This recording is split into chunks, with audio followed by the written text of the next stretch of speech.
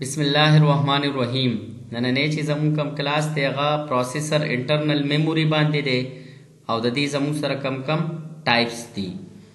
Processor internal memory is small very fast memory that is built inside CPU mean processor itself. It is used by CPU to store instruction data and addresses temporary while processing. This memory is faster than RAM but much smaller in size. There are two types of internal memory. First one is cache, another one is registers. Cache memory is a very fast and small memory located inside or near to CPU which store frequently used data and instruction to speed up processing. There are three types of cache memory: L1, L2 and L3. Processor internal چې کومه memory دا هغه زموږ سره یو small memory دا خو دا انتهایی سپیډ کې fast دا inside CPU زموږ سره دا زموږ سره چې کوم دی data شو addresses شو او instructions شو دا temporary store کوي during CPU processing. دا چې کوم دی د RAM نه انتهایی fast تا خو په سایز کې ډیره زیاته وړي. د دې زموږ سره دوه ټایپس دي، یو cache memory د بل register دی. cache memory زموږ سره fastest memory دا small in size دا هم inside یا near to CPU زموږ سره دا چې کوم frequently CPU file execute کی هغه دی کې پراتی د processing speed up کوي. cache memory مقصد هم دا دی دا CPU speed up کوي یا processing speed up کوي. لکه CPU چې یو فایل execute کی recently هغه په cache memory کې پروتي نو چې دغه شان فایلونه execute کوي هغه زموږ سره cache ته راځي چې next time CPU چې کوم دی د ضرورت راشي نو نږدې د cache memory نه واخلي RAM ته نځي نو دا CPU د processing د دې سره speed up شي. L1 cache explain کوو. L1 cache location زموږ سره دا د CPU په چپ کې لګیدلې زموږ سره د دې سایز زموږ سره د 16 KB نه والا 128 KB پوری او په ټولو کې fastest چې کوم cache دغه L1 د دې سپیډ د CPU د کلاک سپیډ چې کوم دی برابر یغه.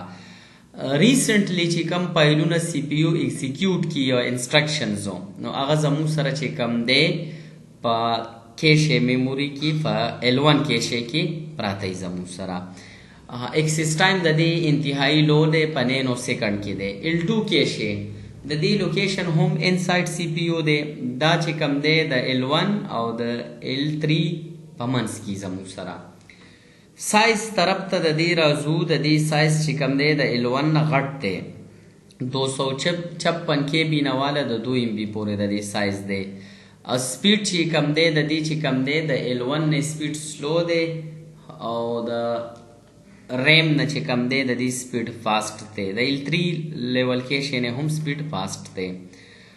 چې کله یو سیز چې کوم دی یو پروسس چې کوم دی هغه ایگزیکیوټ شي ریسنټلی هغه فرست راشي L1 ته چې کله L1 سایز کمپلیټ شي نو هغه بیا L2 ته راځي نو دا لیول 2 cache لیول 1 د فاره از ا بیک اپ کار هم کوي او د دې چې کوم دی accessing چې کوم access time دی کنه هغه لږ زیات دی as compare to the L1 cache نه. next مونږ راځو L3 cache له. L3 cache چې کوم دی څومره چې ماډرن کمپیوټر راځي دا د CPU چپ سره راځي. مخکې چې کومې کمپیوټر وي په هغې کې به زموږ سره L3 cache په مدر بورډ باندې سپریټ چپ او د دې چې کوم دی د L3 cache دا زموږ سره د CPU چې څومره دا کورس دي دا ټول یوټیلایز کولی شي. سایز کې دا لارجري د L1 او L2 نه سپیډي هم د L1 او د L2 نه سلو دی خو دغه د دې چې کوم دی زموږ سره سایزي زیات دی. سایز ته راشي د 2 MB نه والا 64 MB پوری د دې چې کوم دی زموږ سره میموري کیپیسټي دا او سپیډي د L1 او د L2 نه سلو دی خو د RAM نه زموږ سره فاست دی. دا زموږ سره چې کوم دی کله موږ د CPU کور په منځ کې کمیونیکیشن کوو کنه د CPU مختلف کورز زموږ سره کوټوډو کور i3 مختلف کورز دي کنه نو فریکوینټلی چې کومه ډیټا بیا یوز کیږي هغه د کی دا د پروسیسینګ سپیډ اپ کوي. Access time چې کم دی د دې د L1 او د L2 نه سیوا دی خو د RAM نه سلو دی دا زموږ سره د کیشه ډایګرام دی. سی پی یو دا L1 کیشه سی پی یو ته چې کوم دی مکمل نږدې، بیا L2 چې کوم دی ورپسې، بیا زموږ سره دا L3 دی. نو دا زموږ سره د سی پی یو دا ټول کور یوز کولی شي. بیا ریم دی او اکچوال د کیشه میموري پوزیشن هم زموږ سره د سی پی یو او د ریم په منځ کې دی. دا ریم دی، دا سی پی یو ده او دا زموږ سره کیشه میموري ده. نیکسٹ مونږ راځو رجسٹر طرف ته او د رجسٹر ټایپ طرف ته. Register are very small, very fast storage location inside CPU. They temporarily hold data instruction or addresses during processing faster than cache and RAM. Directly accessed by CPU while executing instruction. Types of registers: PC, AC, IR, status, buffer register.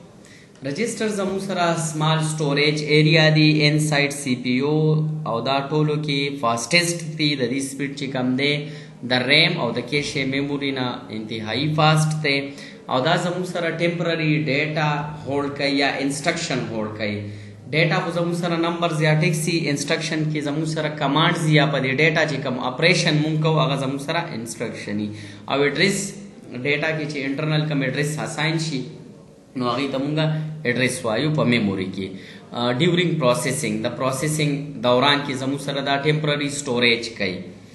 د دې زموږ سره چې کم دی سی پی یو چې کم دی چې کم ایگزیکیوشن کوي هغه ټول ډیټا زموږ سره په رجسټر کې پراته یو په کومو باندې کم اپریشن کیږي که نه.